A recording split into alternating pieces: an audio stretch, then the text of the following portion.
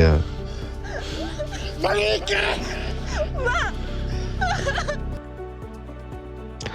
الأخوة يبدأوا يشكوا في بعضهم، شكون اللي قتل الباب، شكون اللي عنده مصلحة أنه يخفي الحقيقة.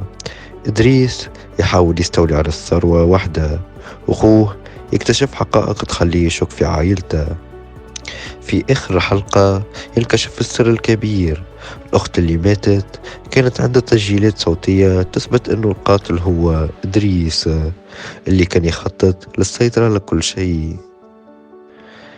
لكن النهاية الحقيقية كانت مفاجأة، إدريس نفسه يتعرض للخيانة من أقرب الناس ليه، ويكون مصيره مأساوي.